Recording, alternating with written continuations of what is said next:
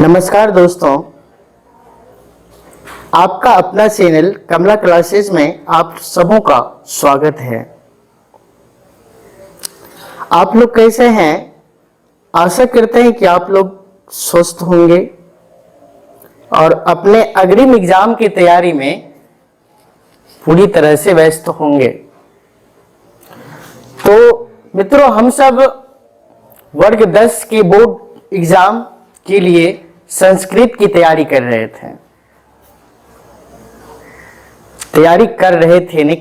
हैं, जिसमें संस्कृत एक अहम भूमिका निभाता है, जो टोटल 100 मार्क की पूछी जाती है। तो हम इस चैनल के माध्यम से आप लोगों को संस्कृत को सरल बनाने का प्रयास कर रहे हैं, इसको विश्लेषण और हिंदी अर्थ के साथ। चलो बच्चों, अब हम लोग अपने कंटेंट की ओर चलते हैं। संस्कृत का अध्याय 6 भारतीय संस्कारा का 2 पार्ट जो है वीडियो आप लोग के समक्ष जा चुके हैं। यह तीसरा पार्ट है। यह भारतीय संस्कारा का तीसरा पार्ट है जो आप लोगों के समक्ष हम प्रस्तुत करने जा रहे हैं और प्रयास करते हैं कि आप लोग अच्छी तरह से इसको समझते होंगे। अच्छी तरह से क्या करते होंगे? समझते होंगे। तो चलो चलते हैं हम लोग भारतीय संस्कारा के अगले स्टेप की ओर।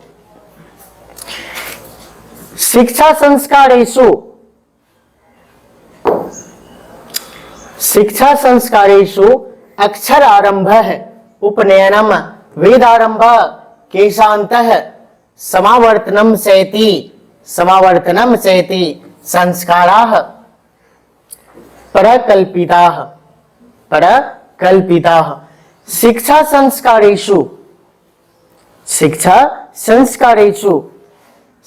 संस्कारेषु का अर्थ क्या हो जाएगा बच्चों? तो शिक्षा संस्कारों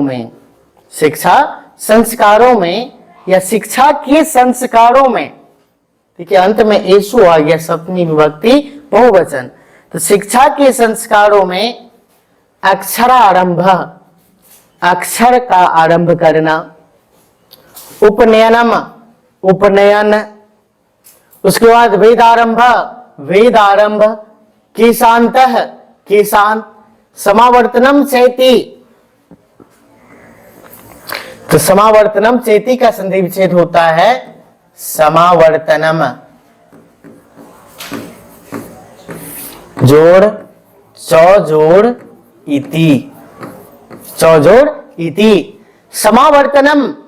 समावर्तन, चौ मतलब और इति मतलब यह या ऐसा होते हैं। इति मतलब क्या होते हैं? यह या ऐसा। इस लाइन का अर्थ फिर से देख लीजिए।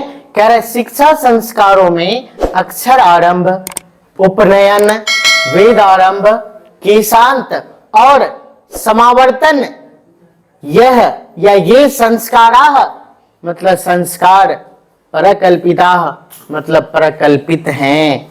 प्रकल्पिताः का मतलब क्या होता है दोस्तों? प्रकल्पित हैं मतलब किए जाते हैं। मतलब क्या हम ये भी लगा सकते हैं कि ये 5 संस्कार किए जाते हैं। और ये 5 संस्कार किस संस्कार के अंतर्गत आते हैं? शिक्षा संस्कार के अंतर्गत। प्यारे बच्चों, किस संस्कार के अंतर्गत? शिक्षा संस्कारों के अंतर्गत आते हैं।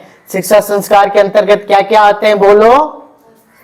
अक्षर आरंभ, उपनयन, वेदारंभ, केशांत और समावर्तन।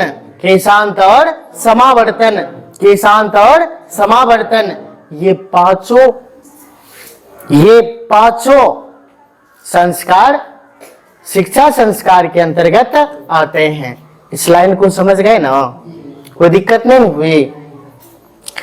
अक्षर आरंभे अक्षर लेखनम अंक लेखनम च शिशु प्रारभते। अक्षर आरभ्य अक्षर लेखनम अंक लेखनम च शिशु प्रारभते। इस अक्षर आरंभ में पहला संस्कार शिक्षा संस्कार का क्या है? अक्षर आरंभ। तो अक्षर आरंभ में अक्षर लेखनम मतलब बच्चे अक्षर लिखना सीखते हैं। जैसे हम ही लोग जब सबसे पहले पढ़ने आए तो हम लोगों को गुरुजी बैठने के लिए सिखाए और उसके उपरांत हम लोगों को अक्षर सिखाए, मतलब अ आ से लिखने के लिए सिखाना प्रारंभ किए थे। उसी प्रकार वैदिक काल में भी जब हमारे देश में गुरुकुल की व्यवस्था थी तो गुरुकुल के समय में भी जब गुरु शिष्य को अपने आश्रम लाते थे तो शिक्षा संस्कार में सर्वप्रथम वे अक्षर आरंभ करना सिखाते थे बच्चों, मतलब अक्षर लेखन सिखाते थे। उसके बाद होता है अंक लेखनम। जब हम अ आ से यरल व तक सीख जाते हैं बच्चों, तब क्या करते हैं शिक्षक हम लोगों का गुरुजी तब 1 से 100 तक लिखने के लिए 1 से 100 तक लिखने के लिए सिखाते हैं। 1 से 100 तक लिखने के लिए क्या करते हैं? सिखाते हैं। तो सबसे पहले अक्षर लेखन, उसके बाद अंक लेखन, च मतलब और शिशु मतलब बच्चा, प्रारंभते मतलब प्रारंभ करता है, प्रारंभते मतलब प्रारंभ करता है। इस अक्षर आरंभ में अक्षर लेखन और अंक लेखन बच्चा प्रारंभ करता है। बच्चा क्या करता है? प्रारंभ करता है। अब यहां पे एक ऑब्जेक्टिव बनेगा, अक्षर लेखन और अंक लेखन किस संस्कार के अंतर्गत आते हैं? किस संस्कार के अंतर्गत? उपनयन संस्कार किस संस्कार के अंतर्गत आते हैं? शिक्षा संस्कार के अंतर्गत आते हैं। कौन संस्कार के अंतर्गत आते हैं? यहां तक समझ में आ गया ना? कोई दिक्कत, कोई परेशानी नहीं ना? उपनयन संस्कारस्य अर्थः गुरुणाम शिष्यस्य स्वगृहे नयनम भवति। स्वगृहे नयनम भवति। देखिए उपनयन संस्कारस्य, उपनयन संस्कार का, उपनयन संस्कार का अर्थ मतलब अर्थ, उपनयन संस्कार का अर्थ, ये उपनयन जो लिखे हैं इस संस्कार का कोई न कोई अर्थ होगा ना बच्चों। तो उपनयन संस्कार का अर्थ बताते हैं कि गुरु नाम मतलब गुरु, शिष्य मतलब शिष्य के, स्व मतलब अपने, गृह मतलब घर में। देखिए ये लगल है सप्तमी विभक्ति, गृह मतलब घर में, ग्रामे गांव में, नयनम मतलब होता है लाना, भवती मतलब होता है, भवती मतलब होता है। इस उपनयन संस्कार का अर्थ गुरु को यानी गुरु शिष्य को अपने घर में, मतलब गुरु क्या करते हैं शिष्य को अपने घर यानी गुरुकुल में लाना होता है। बच्चे को उपनयन संस्कार करने के उपरांत, मतलब उपनयन संस्कार बच्चे के घर में ही उपनयन संस्कार करने के उपरांत माता पिता से गुरु भिक्षा लिवा करके बच्चे को सीधा क्या करते हैं, क्या करते थे तो गुरु आश्रम ले आते थे। उपनयन संस्कार का वही अर्थ होता है, इसलिए लिखे हैं यहां पे उपनयन संस्कार का अर्थ गुरु शिष्य को अपने गृह मतलब घर में लाना होता है। नयनम भवती मतलब लाना होता है या ले आना होता है। दे सकता है उपनयन संस्कार का, यहां से एक ऑब्जेक्टिव बनेगा प्यारे बच्चों, यहां से क्या बनेगा ऑब्जेक्टिव बनेगा क्या, तो उपनयन संस्कार का अर्थ क्या होता है, तो उपनयन संस्कार का अर्थ होता है गुरु शिष्य को अपने घर लाना, गुरु को शिष्य को, गुरु के द्वारा शिष्य को अपने घर लाना, गुरु के द्वारा शिष्य को क्या करना अपने घर लाना होता है। तो आशा करते हैं कि आप लोग भी समझते होंगे और यहां तक समझ गए होंगे। कोई दिक्कत बच्चों? नहीं ना? आगे बढ़े ना? बोलो। नहीं, बोलना नहीं। तत्र शिष्यः शिक्षा नियमान पालयन अध्ययनम करोति। तत्र मतलब क्या? वहां। तत्र का मतलब बच्चों वहां। वहां का तात्पर्य किससे है? वहां का तात्पर्य है गुरु घर से, गुरु के घर से। मतलब गुरु का घर क्या कहलाता था? गुरुकुल। यहां पर वहां से, वहां शब्द का तात्पर्य है गुरुकुल। वहां शब्द का तात्पर्य किससे है? गुरुकुल से। तो कैसे वहां? मतलब गुरुकुल में शिष्य मतलब शिष्य यानी छात्र। शिक्षा नियमान शिक्षा के नियमों को, शिक्षा नियमान का अर्थ क्या हो जाएगा? शिक्षा के नियमों को पालयन मतलब पालन कर, अध्ययनम करोति मतलब अध्ययन करता है।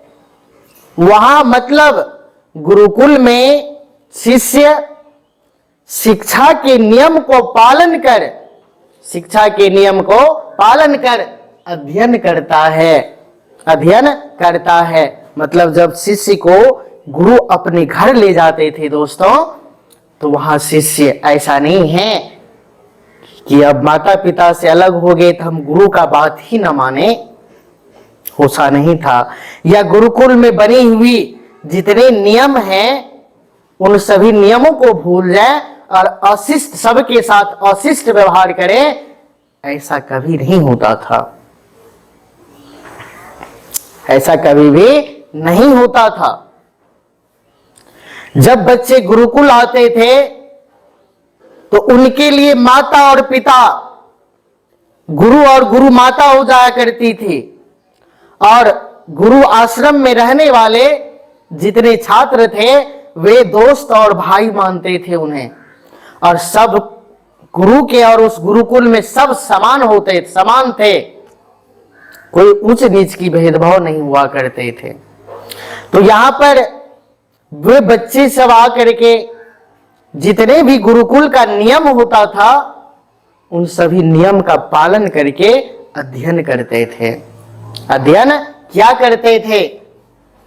कैसे ते नियमाः ब्रह्मचर्य व्रते समाविष्टाः। ते नियमा ब्रह्मचर्य व्रते समाविष्टा। ते मतलब क्या? वे। नियमा, नियमा मतलब होता है नियम। नियमा का मतलब क्या होता है बच्चों? नियम। ब्रह्मचर्य व्रते मतलब ब्रह्मचर्य व्रत में, ब्रह्मचर्य व्रत में समाविष्टा मतलब शामिल है। कि वे नियम ब्रह्मचर्य व्रत में शामिल हैं। जितने भी नियम बच्चे गुरुकुल में जितने भी नियम का पालन किया करते थे वे सभी नियम ब्रह्मचर्य व्रत में शामिल था। समझ गए बच्चों? ये सभी नियम ब्रह्मचर्य व्रत में क्या थे? शामिल थे। प्राचीन काले शिष्य ब्रह्मचारी इति कथ्यते। प्राचीन काले मतलब प्राचीन समय में, प्राचीन समय में ये लग गया मतलब सप्तमी विभक्ति एक वचन। तो प्राचीन समय में शिष्य मतलब शिष्य, ब्रह्मचारी इति मतलब ऐसा, ब्रह्मचारी ऐसा, कथयते अस्मा मतलब कहलाते थे। किसी प्राचीन काल में शिष्य ब्रह्मचारी ऐसा कहलाते थे। प्राचीन काल में जो शिष्य हुआ करते थे ना, जब वो गुरुकुल चला गया तो वहां पे बच्चे उस शिष्य ब्रह्मचारी ही कहलाते थे। और जितने गुरु आश्रम में जितने नियम का पालन किया करते थे उन सभी नियम बच्चों ब्रह्मचर्य व्रत में शामिल होता था। ब्रह्मचर्य व्रत में क्या होता था दोस्तों? शामिल होता था। और जब प्राचीन काल में शिष्य जब गुरु आश्रम में रहते थे तो शिष्य ब्रह्मचारी ही कहलाते थे। ब्रह्मचारी ही क्या करते थे, कहलाते थे। आगे है गुरु गृह एव शिष्य है, वेदारंभ करोति अस्मा, वेदारंभ करोति अस्मा। गुरु गृह है, गुरु के घर में, एव मतलब ही, एव मतलब ही, एव मतलब ही, कैसे गुरु के घर में ही, शिष्य है मतलब शिष्य, गुरु के घर में ही बच्चों शिष्य। वेदारंभ, वेदारंभ करोति अस्मा मतलब करता था। ऐसा नहीं कि पढ़ाई खत्म करने के उपरांत बच्चे अपने घर आ जाए और उसके बाद वह वेद आदि पढ़ना आरंभ करे, ऐसा नहीं था।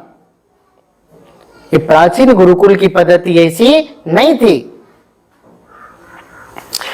बच्चे गुरुकुल में ही वेद का आरंभ, वेद पढ़ना आरंभ कर देते थे। ये लाइन वही बता रहा आप लोगों को कि गुरु के घर में ही शिष्य वेद आरंभ कर देता था, वेद आरंभ कर देता था।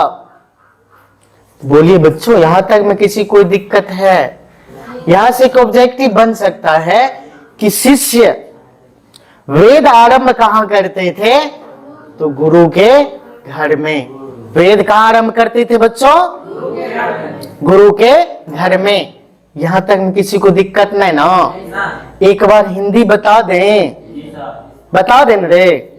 चलिए बता देते हैं कि शिक्षा संस्कारों में अक्षर आरंभ, उपनयन, वेद आरंभ, केशांत और समावर्तन, ये संस्कार कल्पित हैं। क्या है? कल्पित हैं। अक्षर आरंभ में बच्चों अक्षर लेखन और अंक लेखन बच्चा प्रारंभ करते हैं या प्रारंभ करता है।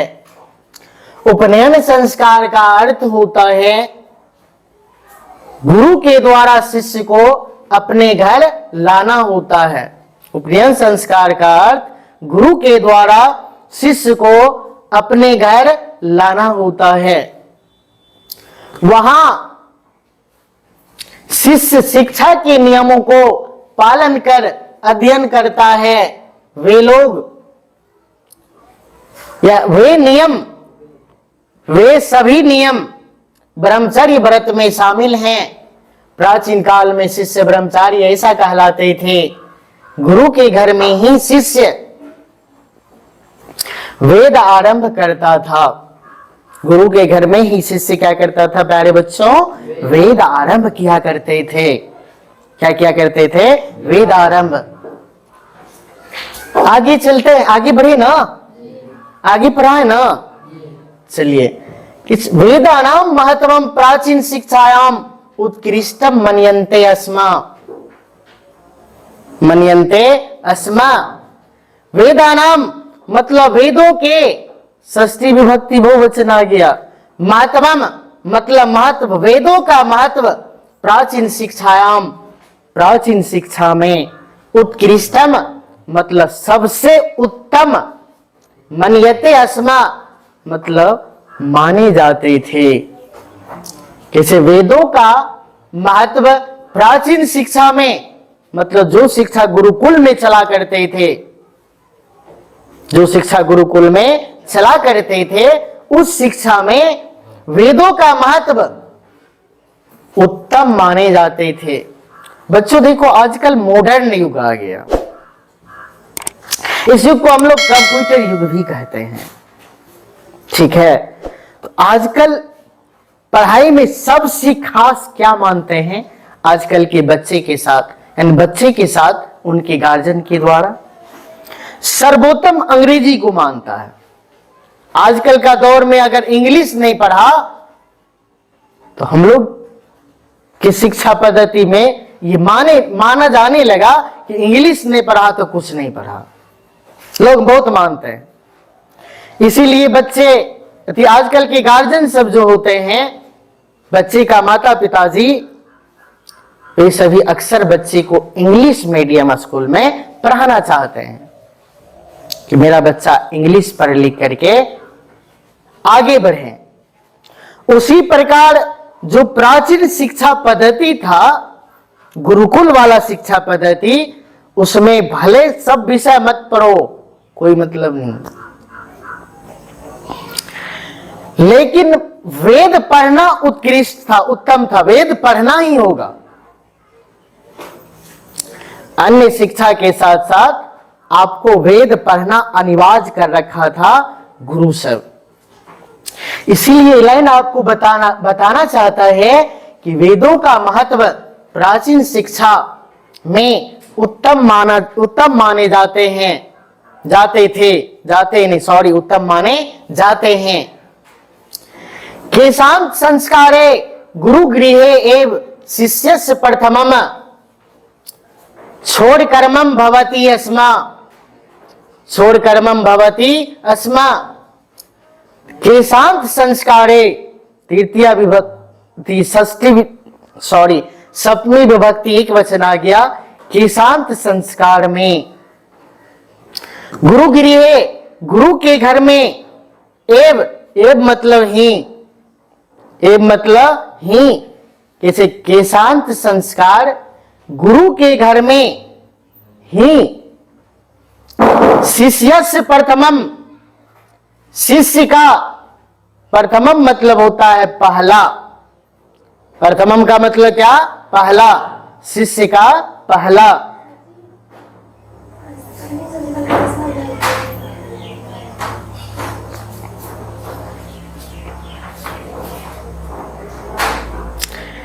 केशांत संस्कार में, यानी केशांत संस्कार गुरु के घर में ही शिष्य का पहला। छोड़ कर्मम मतलब छोड़ कर्म। भवती अस्मा मतलब होता था। भवती अस्मा मतलब बच्चों क्या होता है? होता था। मतलब ये कहता है केशांत संस्कार मतलब मुड़ाना, केश कटाना, केश का अंत करना। तो केशांत संस्कार गुरु के घर में ही शिष्य का प्रथम, शिष्य का पहला छोड़ कर्म होता था। शिष्य का प्रथम छोड़ कर्म कहां होता था? गुरु के घर में। किसमें? और छोड़ कर्म संस्कार किस संस्कार के अंतर्गत आता है? केशांत संस्कार के अंतर्गत। किस संस्कार के अंतर्गत आते हैं बच्चों? केशांत संस्कार के अंतर्गत आते हैं। किस संस्कार के अंतर्गत? कोई दिक्कत नहीं ना?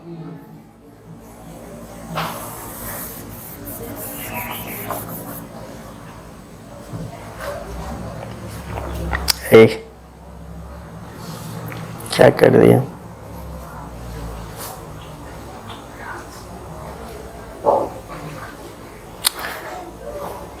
अत्र गोदानम मुख्यम कर्मम। कैसे? अत्र मतलब यहां, गोदानम मतलब गोदान, मुख्य कर्मम मतलब मुख्य कर्म होता था। मतलब छोड़ करने के पश्चात यहां ब्राह्मण को गायों का दान करना, ब्राह्मण को गाय दान में देना एक मुख्य कर्म माना जाता था। छोड़ कर्म के उपरांत शिष्य के द्वारा गायों को, ब्राह्मणों को गाय का दान देना मुख्य कर्म माना जाता था। क्या माना जाता बच्चों? मुख्य कर्म माना जाता था। अतः साहित्य ग्रंथेषु अस्य नामांतरम गोदान संस्कारो अपि लभते। गोदान संस्कारो अपि लभते। अतः मतलब इसलिए, अतः मतलब इसलिए, साहित्य ग्रंथेषु साहित्य ग्रंथों में अस्य मतलब इसका, इसकी, इसके, तो इसका नामांतरम मतलब बदला हुआ नाम। नामांतरम मतलब क्या होता है बच्चों? बदला हुआ नाम। नामांतरम मतलब क्या होता है बच्चों? नामांतरम का मतलब क्या होता है? बदला हुआ नाम। गोदान संस्कारो अपि का संधि विच्छेद हो जाएगा। गोदान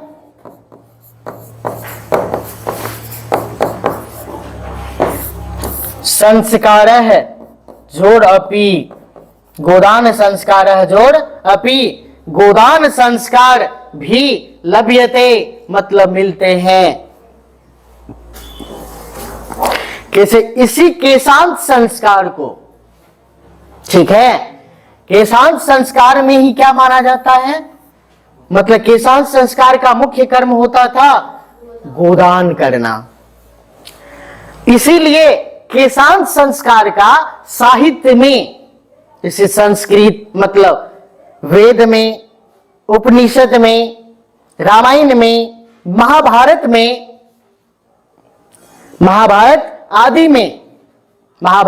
आदि में केशांत संस्कार का बदला हुआ नाम गोदान संस्कार भी मिलते हैं। गोदान संस्कार भी मिलते हैं। केशांत संस्कार का बदला हुआ नाम कौन संस्कार मिलते हैं? गोदान संस्कार भी मिलते हैं। यहां तक समझ में आ गया। अब यहां पे एक ऑब्जेक्टिव बनेगा, केशांत संस्कार का बदला हुआ नाम क्या है? गोदान संस्कार। क्या है प्यारे बच्चों? गोदान संस्कार नाम है। क्या नाम है? गोदान संस्कार। समावर्तन संस्कारस्योद्देश्यम, समावर्तन संस्कारस्योद्देश्यम शिष्यस्य गृहस्थ जीवने प्रवेशः, गृहस्थ जीवने प्रवेशः। समावर्तन संस्कारस्य उद्देश्यम का संधि विच्छेद हो जाएगा समावर्तन संस्कारः, संस्कारस्य जोड़ उद्देश्यम, जोड़ उद्देश्यम।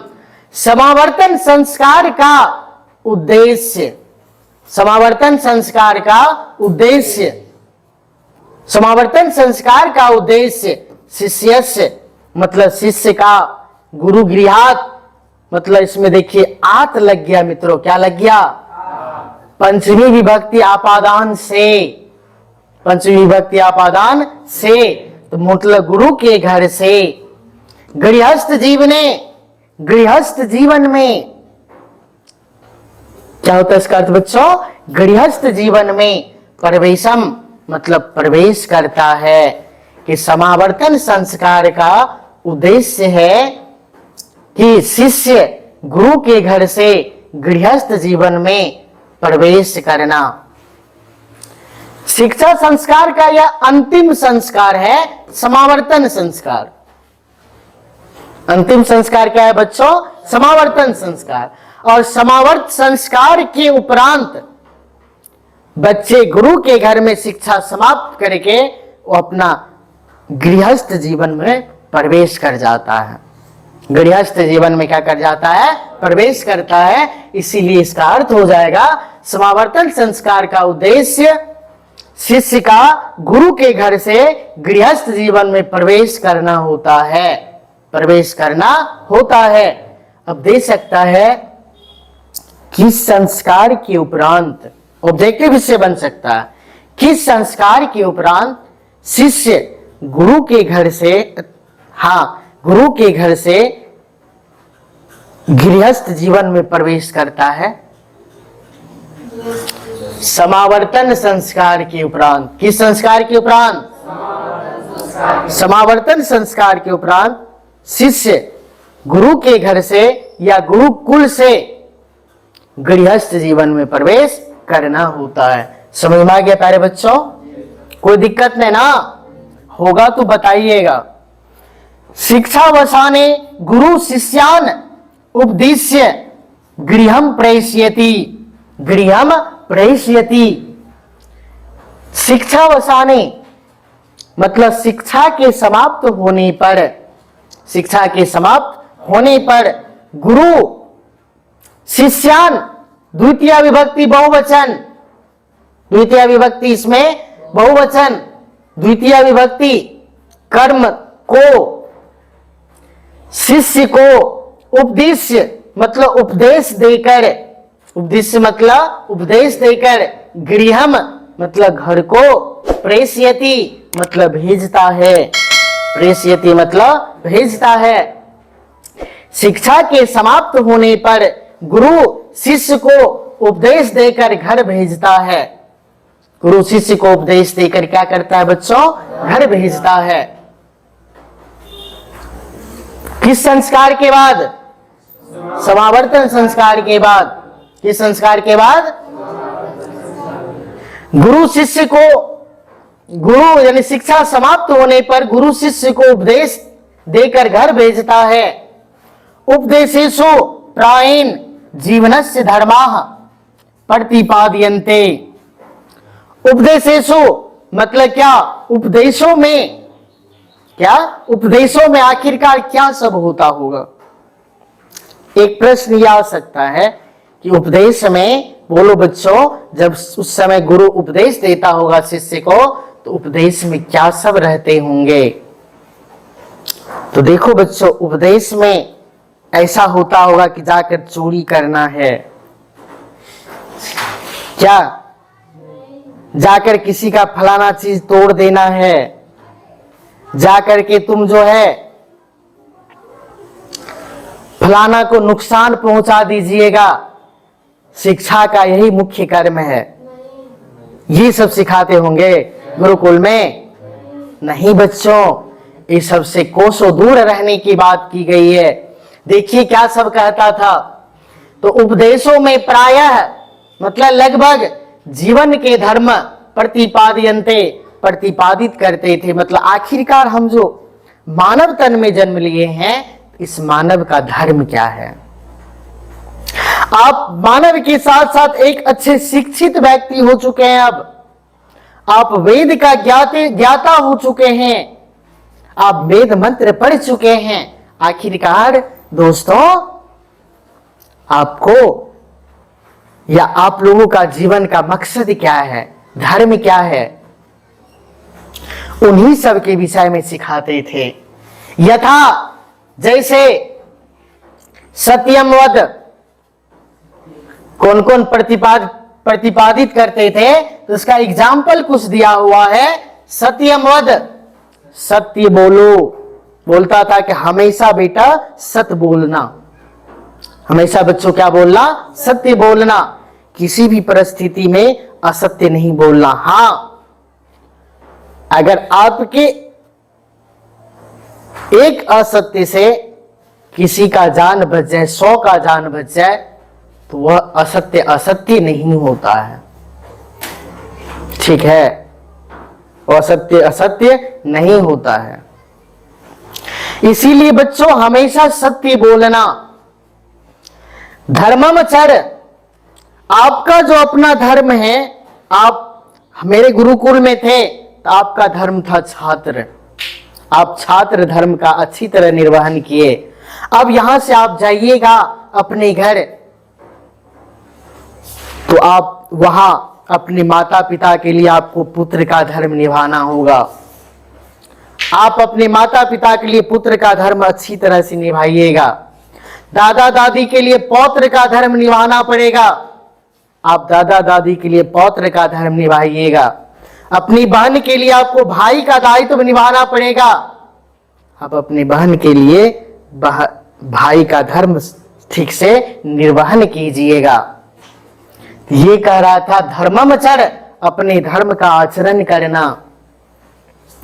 स्वाध्यान अध्यान मां, स्व अध्ययन मां मतलब अपने अध्ययन में, परमदह मतलब अहंकार कभी भी मत करना इत्यादि। तो उन उपदेशों में अक्सर क्या होता था, तो हमेशा सत्य बोलो, हमेशा अपने धर्म का आचरण करो, अपने अध्ययन में कभी भी घमंड मत करना। जो हम इतना जानते हैं, हमसे ज्यादा ज्ञाता इस धरती पर कोई नहीं है, ये सब कभी भी मन में आने के लिए नहीं देना। ये सब कभी भी मन में आने के लिए नहीं देना। अब समझ में आ गया बच्चों? अब बोलिए, जब शिक्षा समाप्त होता था तो अक्सर गुरुजी शिष्य को क्या क्या उपदेश दिया करते थे, बोलो तो?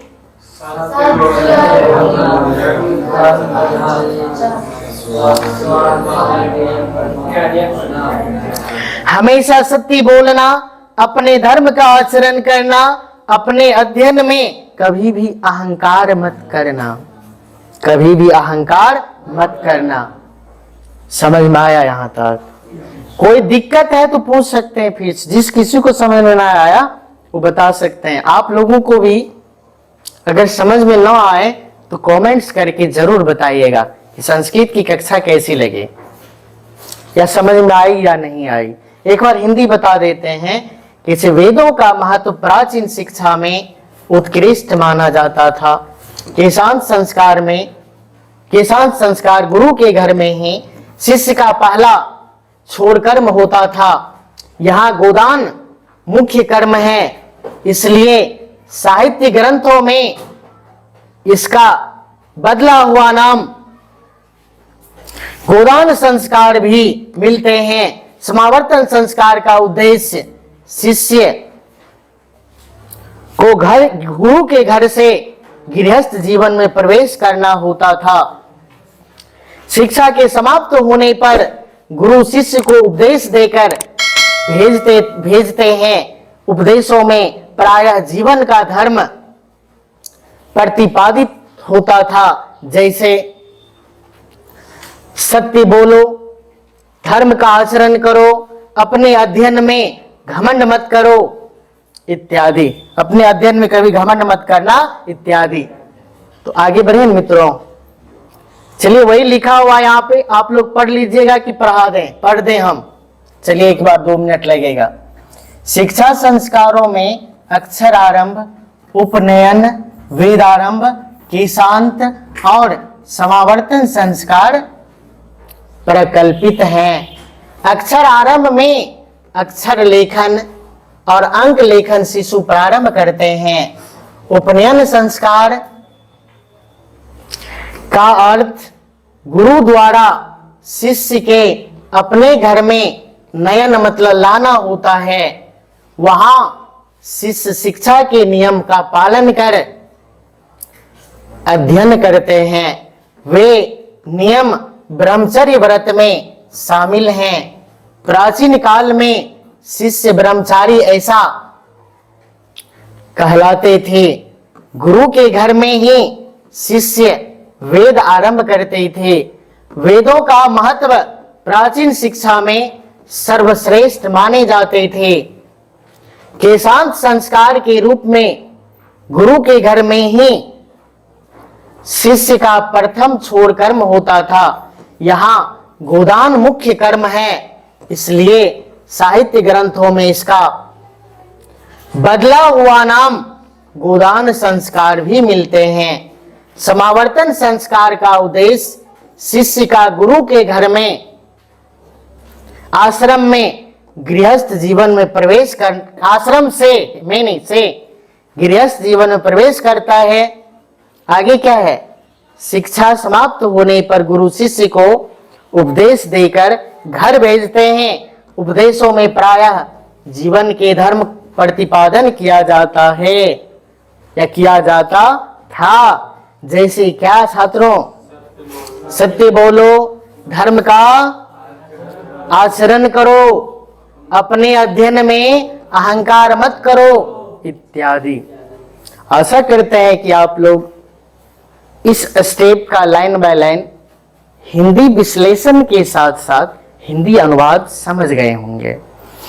और फिर भी अगर कोई दिक्कत हुई हो तो आप कमेंट्स करके बता सकते हैं। यहां तक तो हो गया। चलिए इससे संबंधित कुछ ऑब्जेक्टिव है उसको भी देख लेते हैं कि शिक्षा संस्कार के अंतर्गत कौन कौन सा संस्कार आते हैं। बोलो बच्चों, अभी तुरंत बताए हैं। अक्षर आरंभ, उसके बाद वेदारंभ,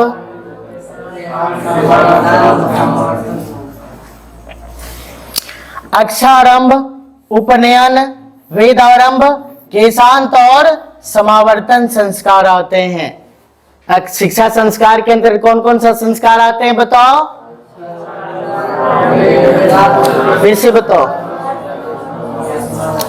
एक बार फिर से बताओ फास्ट में थोड़ा।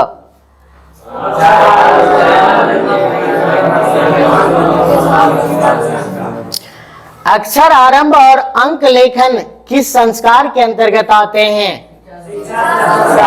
किस संस्कार के अंतर्गत बच्चों? उपनयन संस्कार। उपनयन संस्कार किस संस्कार के अंतर्गत आते हैं? किस संस्कार के अंतर्गत? किस संस्कार का बदला हुआ नाम गोदान संस्कार भी है? केशांत संस्कार। किस संस्कार? बताए, तुरंत भूल गए हो। किस संस्कार के बाद शिशु गृहस्थ आश्रम में प्रवेश करता है? समावर्तन संस्कार। कौन संस्कार? कौन संस्कार?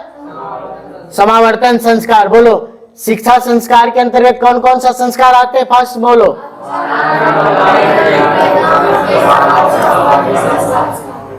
अक्षर आरंभ और अंक लेखन किस संस्कार के अंतर्गत आते हैं? उपनयन संस्कार किस संस्कार के अंतर्गत आते हैं? बोलो बच्चों। किस संस्कार का बदला हुआ नाम गोदान भी है? गोदान संस्कार भी है। किस संस्कार के बाद शिशु गृहस्थ आश्रम में प्रवेश करता है? समावर्तन संस्कार। ठीक है, ठीक है प्यारे बच्चों। तो आप लोग हमें फीडबैक देंगे कि मेरे द्वारा पढ़ाई गई संस्कृत आप लोगों को कैसा लगता है, समझ में आता है भी या नहीं आता है। अगर समझ में आता होगा तो एक लाइक, कमेंट्स और सब्सक्राइब कर दीजिएगा और अपने मित्रों के पास शेयर भी कीजिएगा। और इस चैप्टर को और थोड़ा डिटेल्स में पढ़ना चाहते हैं आप लोग तो इस वेबसाइट को जरूर विजिट कीजिए, kamalaclasses.com। डायरेक्ट ये आप गूगल पे दे करके सर्च कर सकते हैं या इस वीडियो के नीचे लिंक में लगा हुआ है, लिंक भी लगा हुआ है, आप उनको देखकर विजिट कर सकते हैं। तो आज के लिए इतना ही। फिर अगला वीडियो में इस चैप्टर के बचे हुए भाग लेकर मैं उपस्थित होऊंगा। तब तक के लिए जय हिंद।